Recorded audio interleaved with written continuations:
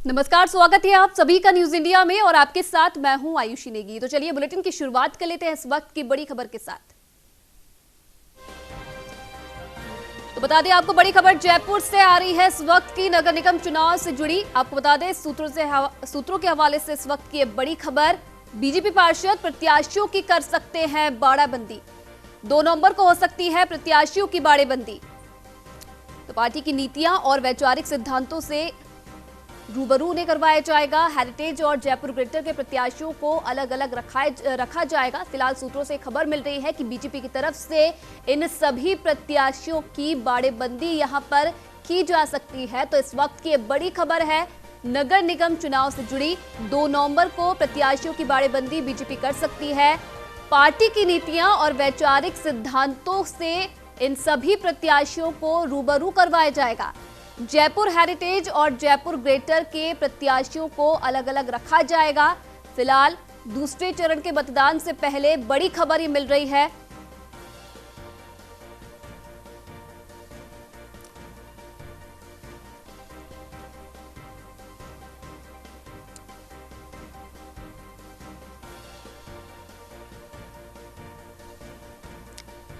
तो इसी खबर पर ज्यादा जानकारी देने के लिए लखवीर सिंह शेखावत हमारे साथ लाइव जुड़ रहे हैं, संवाददाता। लखवीर, एक बड़ी खबर इस वक्त की कल दूसरे चरण का मतदान यहां पर होना है, लेकिन उससे पहले खबर ये आ रही है कि बीजेपी अपने प्रत्याशियों की बाड़ेबंदी कर सकती है। क्या कुछ जानकारी आपको मिल रही है?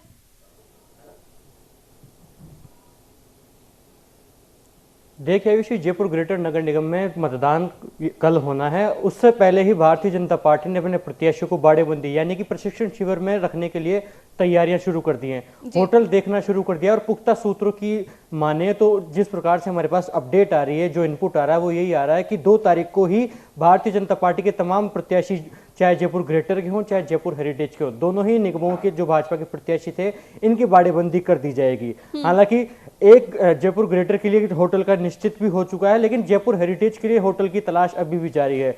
आज शाम तक यह फाइनल हो जाएगा कि आखिर कब तक भाजपा के जो प्रत्याशी उनकी बाड़ेबंदी की जाएगी। लेकिन अभी तक पुख्ता जो हमारे सूत्र हैं वो इन्होंने ये साफ तौर पर यह बता दिया है कि भारतीय जनता पार्टी 2 तारीख को ही अपने प्रत्याशियों को प्रशिक्षण शिविर में रखने जा रही है।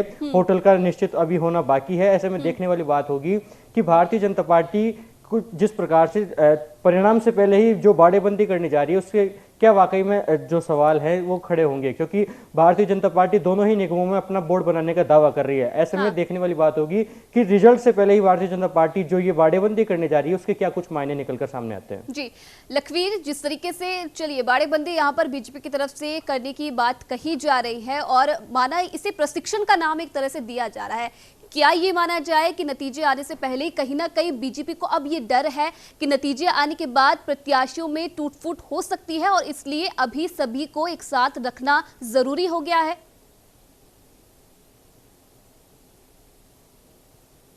देखिए, राजनीतिक दलों को इसको डर कहें या फिर खुद की कूटनीतिक तैयारी कहें, दोनों ही राजनीतिक दल अपनी अपनी तैयारियां करते हैं।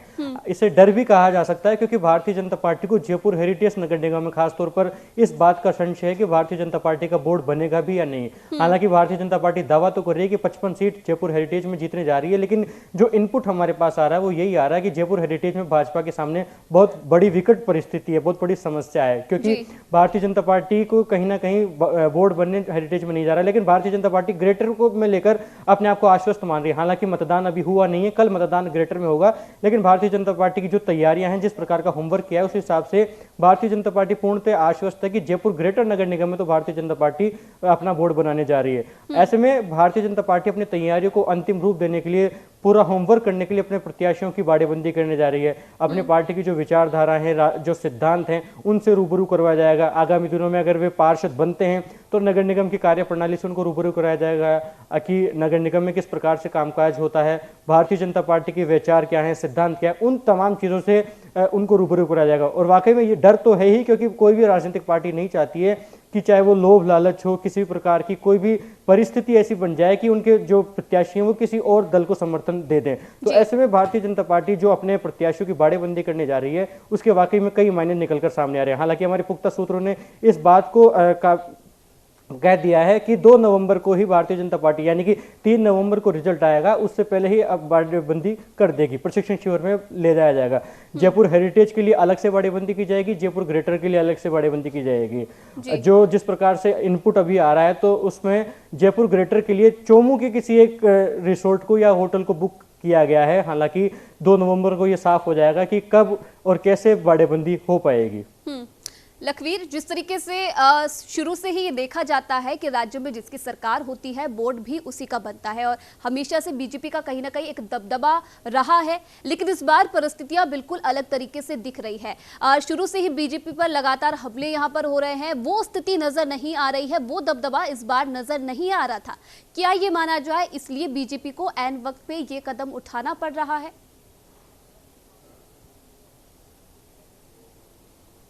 देखिए आयुषी, नगर निगम के चुनाव होते हैं, उसमें भारतीय जनता पार्टी का लगातार दबदबा रहा है, लगातार कब्जा रहा है, चाहे प्रदेश में सरकार किसी की भी रही हो। लेकिन इस बार जो जिस प्रकार से 2 निगम बनाए गए हैं, ऐसे में भारतीय जनता पार्टी को डर है कि जिस प्रकार से जयपुर हेरिटेज और जयपुर ग्रेटर 2 निगम बनाए गए हैं, तो जयपुर हेरिटेज की अगर खासतौर पर बात की जाए तो जयपुर हेरिटेज में भाजपा को डर है। डर इस बात का है कि वहां पर मुस्लिम मतदाता ज्यादा हैं, ऐसे में वो कांग्रेस के कोर वोट बैंक माना जाता है। इसके साथ ही अगर विधानसभा सीटों की अगर बात की जाए तो वहां पर गणित यह कहता है कि 5 में से 4 विधायक कांग्रेस के हैं, एकमात्र सतीश पूनिया विधायक हैं भाजपा के, लेकिन उसमें भी 4 वार्ड ही आते हैं। तो ऐसे में बड़ी विकट परिस्थिति भाजपा के सामने है। ऐसे में ये कहना कहीं गलत नहीं होगा कि वाकई में भाजपा के सामने जो मैनेजमेंट की परिस्थिति वो कहीं ज्यादा है, और इसको इस प्रकार से भी जोड़कर देखा जा सकता है क्योंकि इस पूरे चुनाव में भाजपा ने अपने कई दिग्गज नेताओं को चुनाव मैदान में उतारा। केंद्रीय मंत्रियों को चुनाव समन्वयक बनाया गया, उपनेता प्रतिपक्ष राजेंद्र राठौड़ को कोटा का जिम्मा दिया गया, वासुदेव देवनानी को जयपुर हेरिटेज का जिम्मा दिया गया, प्रदेश महामंत्री मदन दिलावर को जयपुर ग्रेटर का जिम्मा दिया गया। तो इस प्रकार से भाजपा कहीं भी नहीं चाहती है, और साफ तौर पर बीजेपी प्रदेश अध्यक्ष सतीश पूनिया की संगठनात्मक कुशलता को भी इस मापा जाएगा इस पूरे चुनाव में, क्योंकि इस पूरे चुनाव में टिकट वितरण से लेकर चुनावी एजेंडों तक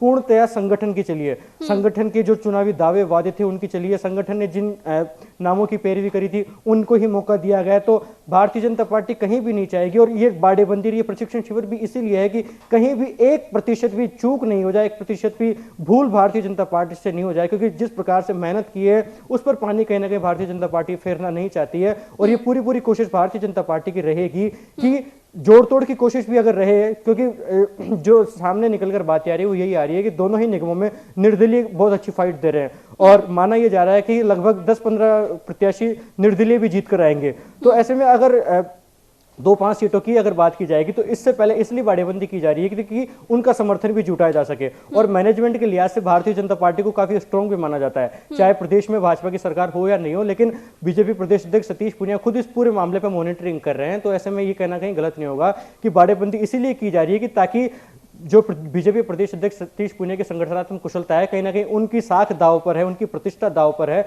ऐसे में बाड़ेबंदी भी इसलिए की जाएगी ताकि जोड़ तोड़ की कोशिश भी अगर की जाए तो भारतीय जनता पार्टी ही बोर्ड काबिज करने में सफल हो। इसके लिहाज से ही बहुत अहम हो जाता है ये जो प्रशिक्षण शिविर है, या फिर यूं कहें कि जो बाड़ेबंदी है उसका होना। और जिस प्रकार से प्रदेश नेतृत्व अपनी पूरी मॉनिटरिंग कर रहा है, प्रदेश नेतृत्व का पूरा दखल हर चीज में हो रहा है, चाहे वो टिकट वितरण से लेकर चुनावी मुद्दों का डिसीजन हो, वहां तक भी पूरा नेतृत्व का दखल रहा है। तो ऐसे में ये कहना कहीं गलत नहीं होगा कि बीजेपी प्रदेश अध्यक्ष सतीश पूनिया के साथ संगठन महामंत्री चंद्रशेखर की भी संगठनात्मक कुशलता मापी जाएगी, और उनकी राजनीतिक प्रतिष्ठा दांव पर है।